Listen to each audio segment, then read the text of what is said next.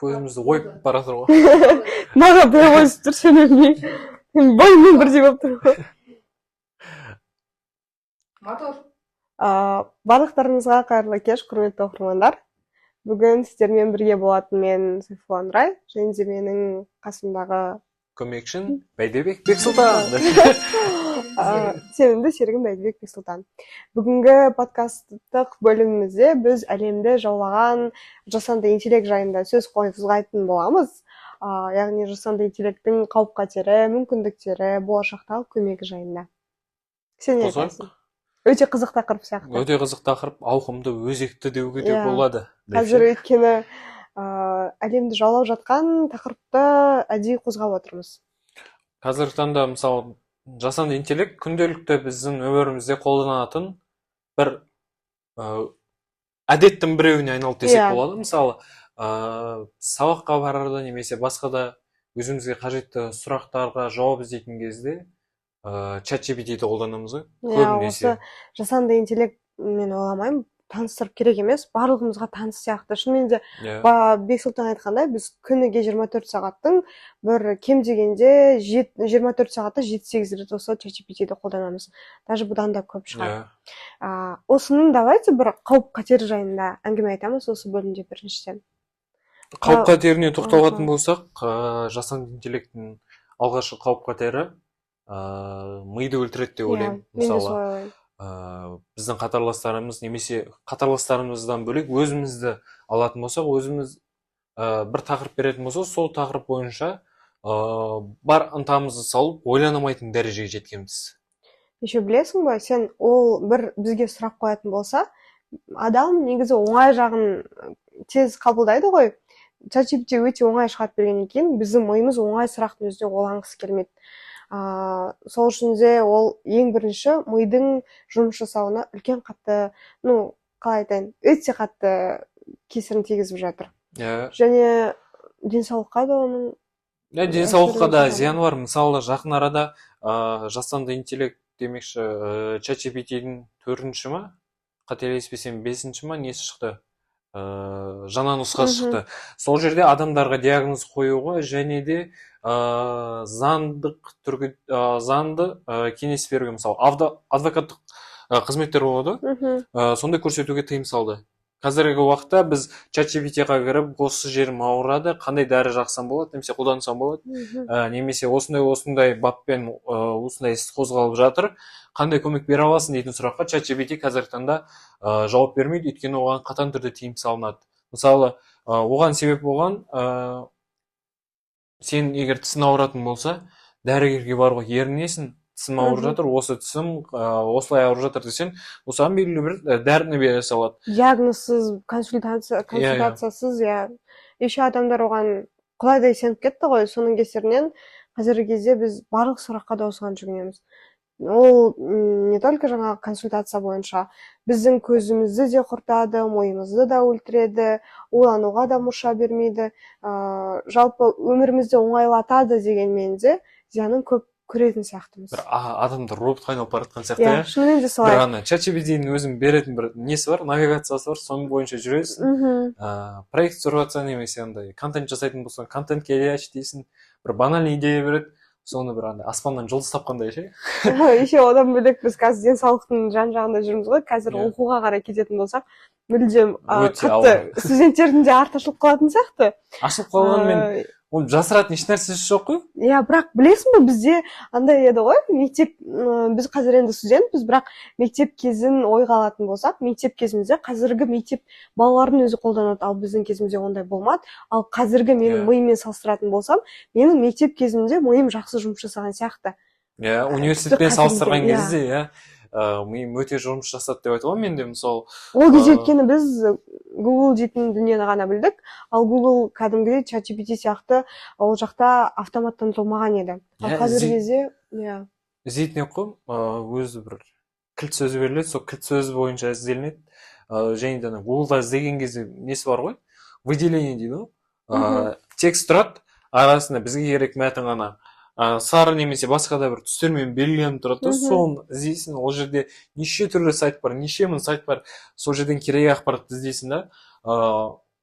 Біз тіпті кітапханаға баратын едік. Қазіргі кезде бізде кітап қолға алу өте сиреп кетті ғой. Кітапханаға бармақ түгіл кітапты қолға алмаймыз ғой. Сосын біз мектеп кезінде мысалы мынандай еді ғой. Белгілі бір тақырыпта реферат немесе эссе жазатын болса, өзіміздің эмоциямызды, өзіміздің ойымызды нақты жеткізе алатын едік та. Қазіргі таңда андай белгілі бір жұмыс берілсе, мақала, эссе немесе реферат жазылу керек болса, бір өтірік айтпай ақ қояйық, 70-80% сол ChatGPT жазып береді ғой. Ол жерден біздің өзгертетін сөздеріміз, мысалы, қазақ тілінде болып табылады деген сөз жоқ қой. Сол болып табылады, яғни деген сөздерді синонимдермен ауыстыра саламыз, сондай бір кішкене андай коррекция жасаймыз болды. Вот, осы жерде мен не айтқым келеді. Біздің оқып жатқан қазіргі факультетіміз журналистика. Қауіп-қатерге мен оқудың қауіп-қатеріне жаңағы Бексұлтан айтты ғой. Біз осы жерін ғана өзгертеміз, осы жерін ғана редакциялаймыз деп. Қазіргі біздегі жасап жатқан редакторлардың жұмысында, сценаристердің жұмысында осы ChatGPT атқарып жатыр. Сонда оған қарасақ, болашақта бұл мамандықтардың да бір актуалдығын осы ChatGPT өлтіретін сияқты. Бұның өзімен қауіп-қатерге жатқыза аламын. Мамандық жойылып кеткенмен, жоқ, бұл жерде мамандық жойылмайды. Жойылмайды, аха. Бұл жерде сапалы маман жойылады. Сапалы маман жойылады, және де мамандарға деген сұраныс азаятын сияқты. Өйткені ешкім қазір артық шығын шығарғысы келмейді. Одан да осындай ChatGPT-дің бір ең жақсы версиясын алып, маманның орнына сол роботты сөйлетіп қойғанды құп көреді ғой, былай қарап тұрсақ. Бірақ жасанды интеллекттің қазір жаман жақтарын айттық қой. Жайлы жақсы жақтарын ауыстық та болады. Мысалы, жақсы жағын айтамыз. Болашақта білім саласындағы мүмкіндіктер, медицинадағы мүмкіндіктер, ауру. Не қосамыз енді болашаққа? Оның қандай пайдасы бар? Сен дәл осы отырғанда бар емес па? Подкаст түсіріп жатырық па? Бір идея жоқ та сенде. ChatGPT-ден алатсың. Сен ChatGPT-ден алатсың. Достар, енді біз қауіп-қатерін бағаналы бері айтып отырмыз. Оның жақсы жағын біз өзіміз де пайдаланып жатырмыз ғой. Сол үшін де өзің бір жақсы жағын айтып кетші. Жақсы жақтары бұл жерде енді білмеймін кім қалай ойлайды, бірақ жұмысты кішкене жеңілдетеді. Кішкене емес, біраз жеңілдетеді. Сосын егер де біз адам жалдап жасайтын жұмыстар болады ғой. Сурет салу немесе бір графика құру дейтін дүниелерді баяғыда бізде ақша жасататын Wordпен немесе Excelмен жұмыстар көбейіп кеткен кезде программист адамдар бар ғой. Windows орнатып беремін дейтін адамдар бар ғой, баяғы сол жасап беретін жақсы ақшаға. Қазір оның орнын жасанды интеллект айырбастады. Мысал келтіретін болсақ, егер де біз Инстаграмға немесе әлеуметтік желіге белгілі бір форматта пост немесе постер жариялайтын болсақ, жасанды интеллектпен генерация жасау арқылы суреттер шығарсақ. Достар, осы сурет бойынша негізі мен сіздерге бір өзімнің жақын арада осы ИИ-ға, ChatGPT-ға байланысты болған оқиғамды айтып бергім келіп отыр. Білмеймін енді ол бізде жақсы жағына жата ма, жаман жағына жата ма, бірақ та менің ойымды осы жерде айтқым келіп отыр, қорытынды не шығады дегендей. Мен жақын арада осы 2 ай шамасында өзіміздің осы медиа саласындағы продакшнға жұмысқа кірдім. Сол кезде бізде андай ерекше бір проект болды. Біз енді съемка дейтін бізде негізі кәдімгідей камераларды жалдап, операторлар, физикалық түрде жүретін. Бір локацияларға барасыңдар, киім ауыстырасыңдар. Сондай форматта жүретін. Ал бұл жолы біздегі бір келген проект тек қана ИИ-мен жүзеге асатын проект болды. Яғни біз осы ChatGPT-дің идеясымен ИИ-ді генерациялап, яғни белгілі бір ақша құйып, адамдардың түрін, сипатын ИИ-мен жасаймыз. Яғни сценарийді әрине өздері жазды, ал қалған барлығын ИИ оқыды. Бірақ соңында өзің қалай ойлайсың, қандай біз видеоны алдық, және де ол клиенттерге ұнады деп ойлайсың ба? Қазір сен ойыңнан кейін мен айтамын. Менің ойымша, оны белгілі бір ойға жету үшін саған сұрақ қойғым келіп отыр. Қандай форматта болды видео біріншіден? Мультимедиалық, мультфильм түрінде болды. Сценарий қандай болды? Не мақсатта түсірілді? Мақсат мынандай. Қараңыздар, бір компания 10 жылдық жұмыс жасады. Яғни жұмыс атқарып, сол 10 жылдығында қандай жұмыстар болды, қандай адамдар қандай жұмыстарды атқарды, қандай жетістіктерге жетті, соны иімен сөйлетіп жасады. Яғни бір әже шықты, бастықтары шықты, команда шықты, компания адамдары шықты дегендей. Компания адамдары шықты. Ол жерде эмоциялық сахналар болды ма? Иә, болды. Жаңағы жасанды интеллекттің кейіпкерлері оны жеткізе алды деп ойлайсың ба мысалы? Мен соны сенен сұрадым ғой. Мен өзімнің ойымды осы сенің ойыңнан кейін қорытындылағым келді. Мысалы, мынандай дүние бар ғой. Жасанды интеллектпен жұмыс жасағанда барлығын бір программа емес, кейбір детальдарын басқа программаға жұмыс жасайды. Дауыс жазуда эмоциямен сөйлету өте қиын. Жақында өзім практикамда да көрдім. Ударение болды кәдімгі.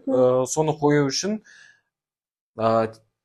мәтінді бір қалыпта жазып бастаймын да, дауысты, дыбысты ударение соған түсу үшін мен не қойдым да, жаңағы бас әріппен қойдым да, солай жұмыс жасап отырмын. Осы жерде мен эмоция шығаруды сәл қиналдым.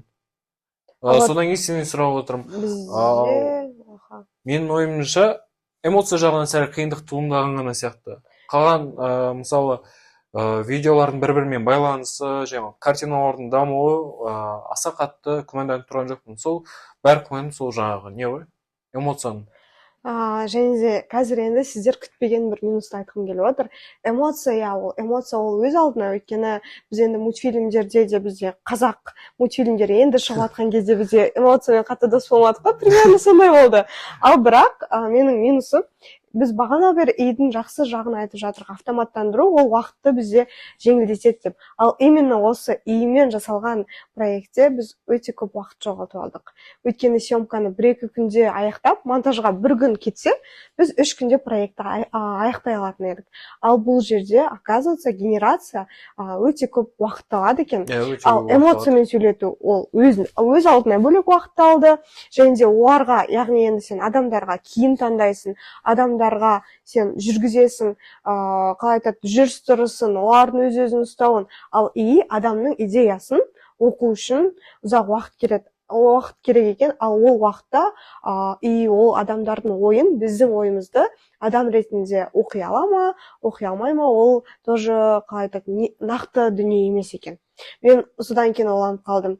Бәрібір де идің қазір қанша дамыды дегенмен де бір осындай медиа саласында кемшіліктері өте көп. Сол келісем, генерация жағы өте қиын. Және ақшаны көп жейді ғой. Ақша да бар, мысалы, нелер бар ғой. Жаңа сурет жасау деген тоқталып кеттім, Midjourney деген программа бар. Ол жерде сурет шығару үшін белгілі бір промпт енгізесің. Осындай кадр болу керек.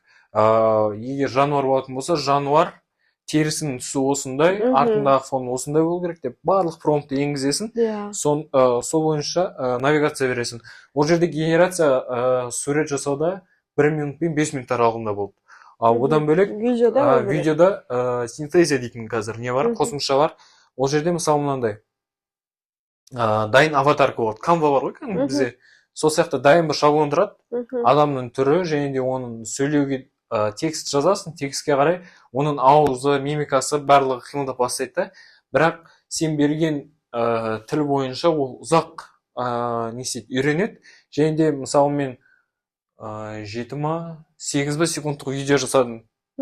Жасап көрдім, соның өзінде маған 7-8 секундтық видеоға 45-50 минут қателеспесем, сол уақыт аралығында генерация жасады. Сосын егерде сендерде қанша уақыт болды? Бізде ол 2 айда алып кетті. Жоқ, уақыты жағы нені? Генерацияның уақытын мен айналыспағандықтан нақты білмейді екенмін. Видеоның ұзақтығы? Видеоның ұзақтығы 3,5 минут. 3,5 минут болатын болса, генерацияның өзіне 1 күн кетті деп айтуға да болады.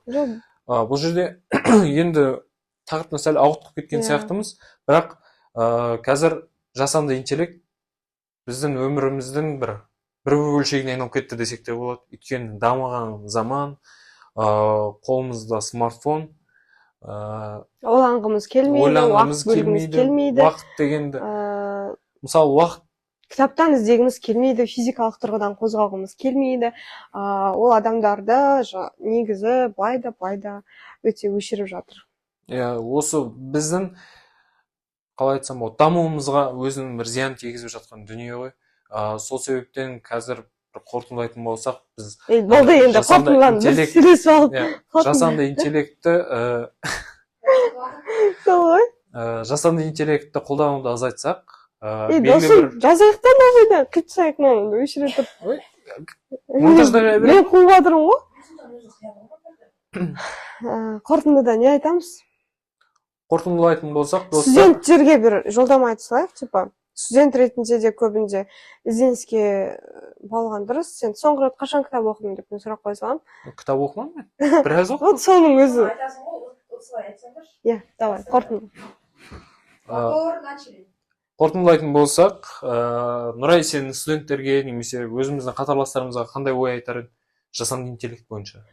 Жасанды интеллектпен жаңағы медиа саласындағы, оқу саласындағы минус плюстарын айттық, болашағын айттық. Мен не айтқым келеді қазір студенттерге? Біз енді өзіміз журналистика саласында жүргендіктен негізі бізге кітап оқу маңыздырақ. Ал ChatGPT біздің кітап оқу деңгейімізді төмендетіп жатыр. Мен мектеп кезде қателеспесем айына бір 7-8 кітап оқитынмын. Ал қазір менің жазда басқан кітаптарым әлі аяқталған жоқ. Сол үшін де студенттерге айтарым, біз жазумен де, кітаппен де дос болсақ, ойымызды жұмыс істетсек, ал ChatGPT біздегі ми каналдарын жабады. Сол үшін де өзімнің қатарластарыма да айтқым келетіні, физикалық тұрғыдан кітап оқиық, және де жазумен айналысайық. Келісем. Көбірек ойлануға тырысайық. Үй тапсырмасына презентация беретін болса, Canva-мен жасаймыз. Көрдіңіздер ме, бізде Gamma дейтін программа бар. Gamma деген. Ол да идің бір түрі. Мысалы, бір минутқа жетпей презентация шығарып береді. Оны қолдануды азайтайық, достар. Және оны оқуды. Сосын Апай біліп қоятын болды. журналистика факультетінде оқып жатқандықтан жақсы маман болғымыз келгендіктен ойланып білейік, және де өзіміздің әр журналист негізі өзінің жазу стилімен ерекшеленеді. Сол себептен жазу стилімізді қалыптастырайық, кітап оқиық деп группаластарымызға біз үндеу үндеу жібереміз. жасаймыз. Қалай айтсақ болдай. Осылай Етікке жармайды дейді mesela. Ақыл айтып өзіміздің соған киімге тұстарымыз бар. Ол жағынан айып етпейсіздер. Біз де енді барынша тырыстық. Үндеуде жақсы подкастты жіберуге, подкастты жақсы үндеу жіберуге, пайдалы болуға, келесі кездескенше. Келесі қонақ кім болғанын қалайсыздар деп. Жас кезек, сау болыңыздар.